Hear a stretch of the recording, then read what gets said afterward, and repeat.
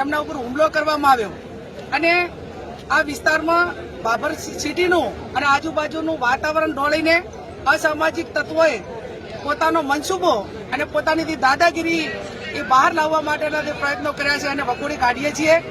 અમારી પોલીસ પાસે એક જ માગણી છે, સમગ્ર ઠાકોર સમાજના યુવાનો ધારાસભ્યશ્રી છે, અમે બધા આગેવાનો છીએ। અમારી પોલીસ પાસે 2-3 બાબતની આ બાબરના શહેરની સુરક્ષા માટેની માગણી છે। માગણીમાં મુદ્દા નંબર 1 કે આ અસામાજિક તત્વો એ તમામ દારૂનો ધંધો કરે, જુગારનો ધંધો કરે, ગાડીઓના હપ્તા ઉઘરાવવાનો ધંધો કરે, વેપારીઓ પાસે ખંડણી ઉઘરાવવાનું કામ કરે। અનેક પુરાવો છતાં પોલીસ એમની સામે કાર્યવાહી કરતી નથી ને એટલા માટે કરીને એ પૈસામાં ચકચૂર બનીને જ્યારે એમનાથી પૈસા ઘટે ને સુવિધાઓ પૂરી ના થાય ત્યારે આ પ્રકારની બદલીઓ કરવાના પ્રયત્નો કરે છે। એટલે આને ડાબે નંબર 2 ગ્રામ્ય વિસ્તારમાં ભણવા આવતી દીકરીઓ 1 ટકો પણ સુરક્ષિત નથી। 2 નંબરના બાઇકો લઈને સતત યુવાનો અસામાજિક તત્વો એમની સામે રેકિંગ કરીને ખરાબ ધંધા કરવા માટેના પ્રયત્નો કરતા હોય છે। બીજું, આવડો મોટો ઠાકોર સમાજ હોવા છતાં જો એ સમાજને જેમ ઢોર જુડે એમ નિર્ભય રીતે બેફામ રીતે મારતા હોય તો બીજા ગરીબ સમાજો એ કઈ રીતે બાબરની અંદર રહી શકે ને એમને કઈ રીતે આપણે એમને પ્રોટેક્શન આપી શકીએ, એ પણ અમારી પોલીસ પાસે માગણી।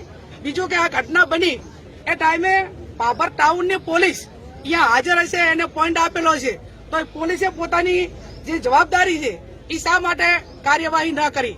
જ્યારે એ લોકો મારીને નાહી ગયા અને એમ્બ્યુલન્સ આવી ત્યાં સુધી પોલીસનું કોઈ કાર્યવાહી નજરની સામે નથી આવી।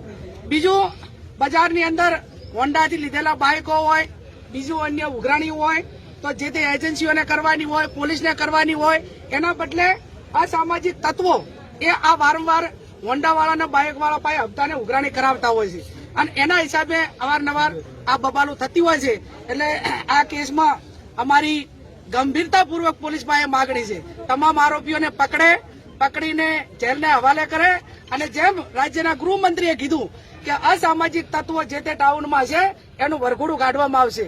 તો આ તમામ આરોપીઓને પકડીને શ્યામ હોટલે જ્યાં ઘટના બની ત્યાંથી કરીને પોલીસ સ્ટેશન સુધીનું વરઘોડું કાઢવામાં આવે અને એમના સામે કડકમાં કડક કાર્યવાહી કરીને એની સાથે સંકળાયેલા જે વોટ્સએપ ગ્રુપો છે એ વોટ્સએપ ગ્રુપો મારફત વારંવાર મેસેજ કરીને ટોળા ભેગા કરીને એક યારે સામૂહિક હુમલા કરે છે। તો આ કઈ રીતે બંધ થાય, આ બાબતની માગણીઓ એ અમારી પોલીસ પાસે છે।